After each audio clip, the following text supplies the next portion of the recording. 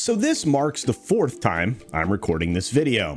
One of the reasons that it's so difficult to get this one done is the subject matter is somewhat controversial, at least to some people. I have no trouble talking about it, but some people might not like what they hear, and that's an unfortunate circumstance. But it seems like Disney cannot get out of their own way nowadays, and it's because they've spent the last 2 decades becoming a less and less family-friendly company.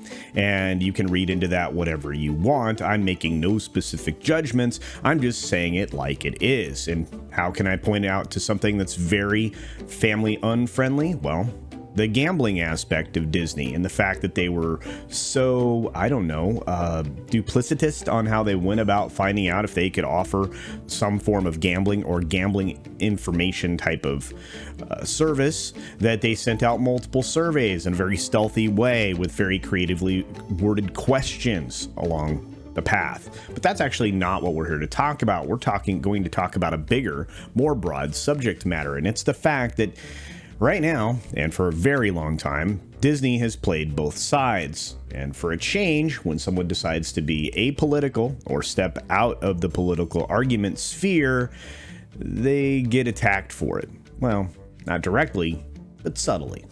Let's take a look. Here we go.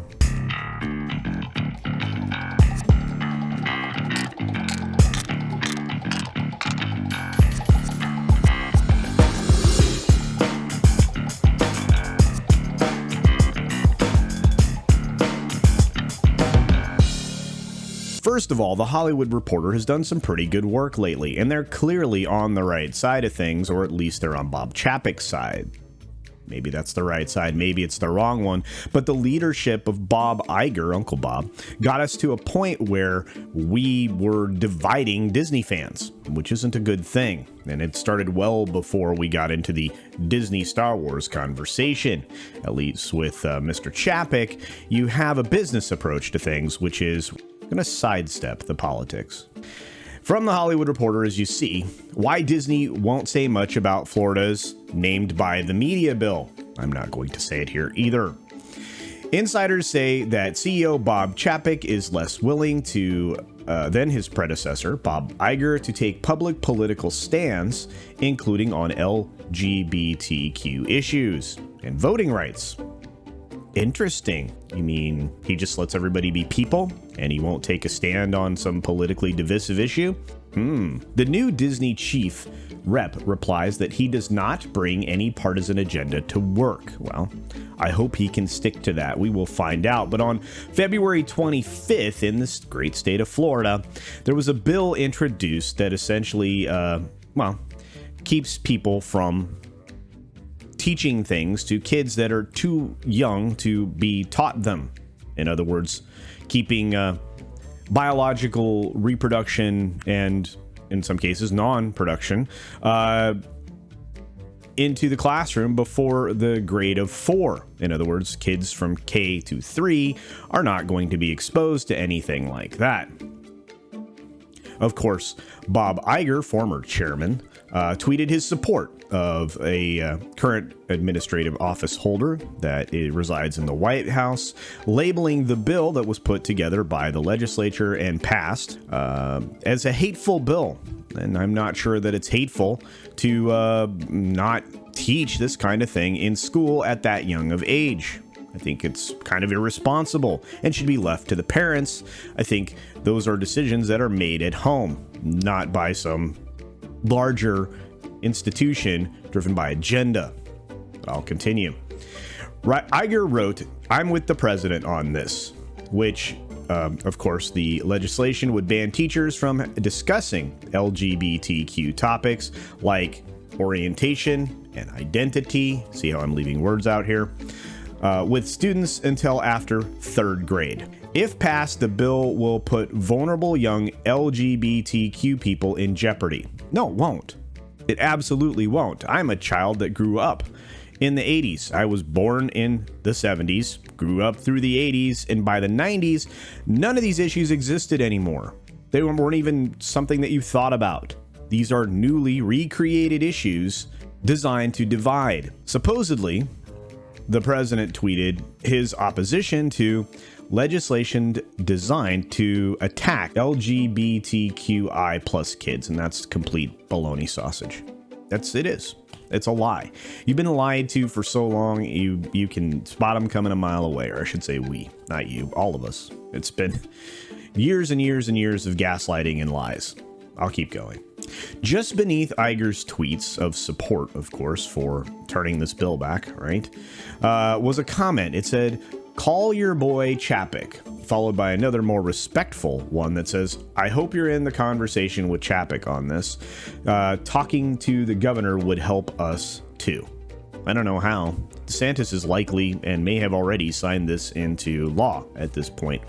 I don't know what the news cycle holds for the current day, but it's quite possible.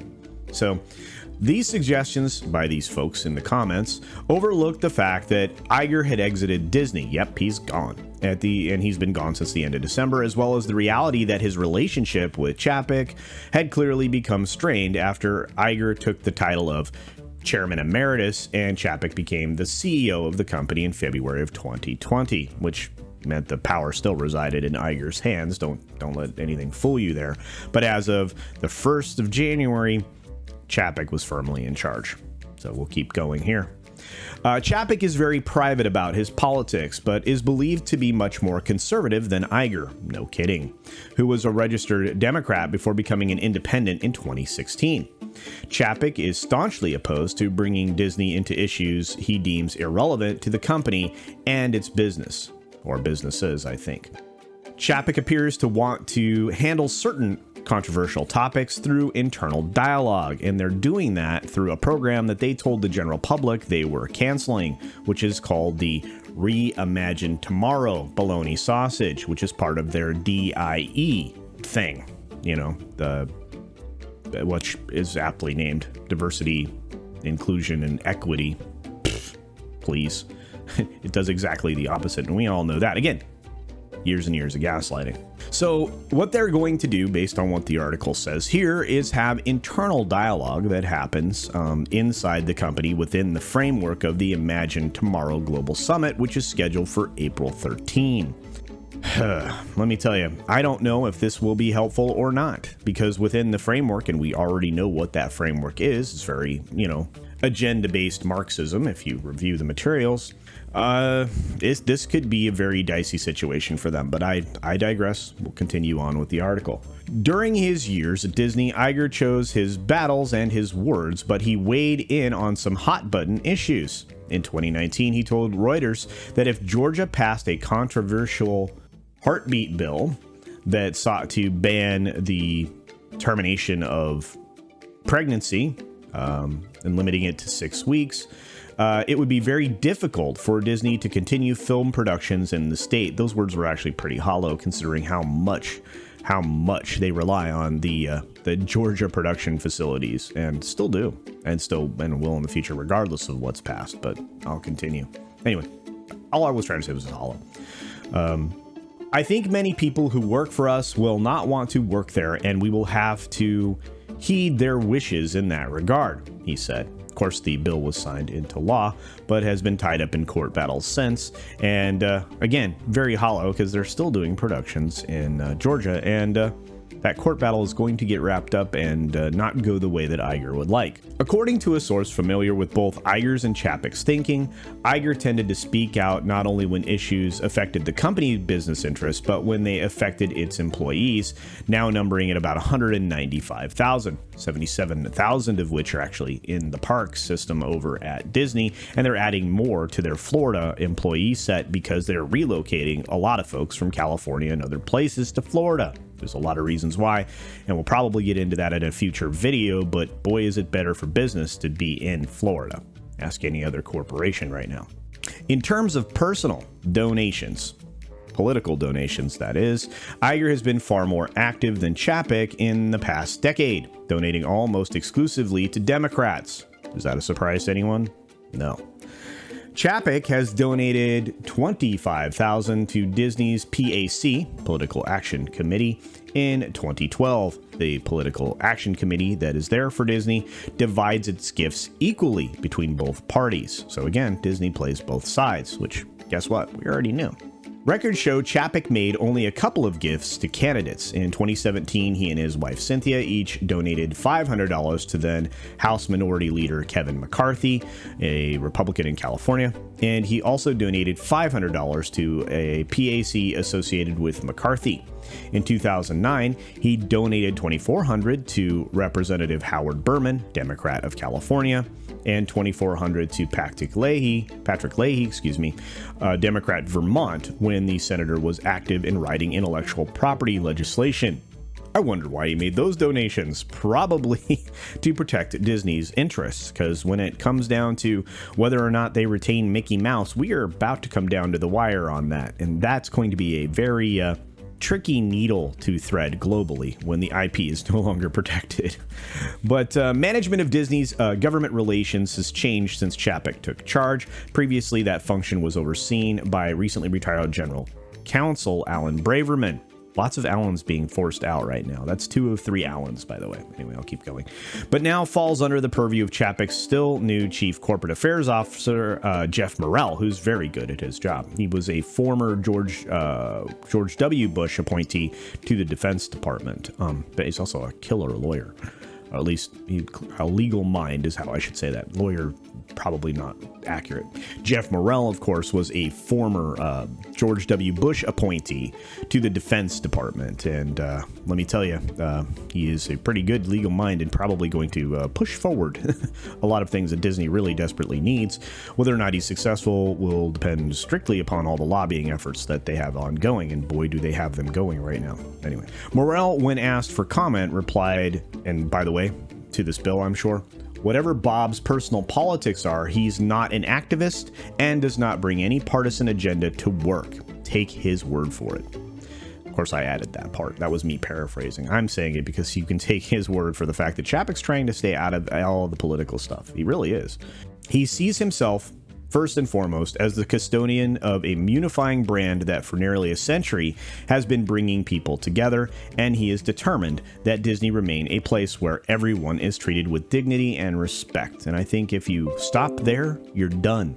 Because I think that's the most important thing, and I think that's all consumers really need. And the article goes on to describe the number of employees that they have, the amount of revenue that they make, the uptick in revenue in the last quarter, et cetera, et cetera. It also brings into the mix all of the, agenda-driven groups that are going to be attacking him for the foreseeable future for not taking a strong position publicly on these issues.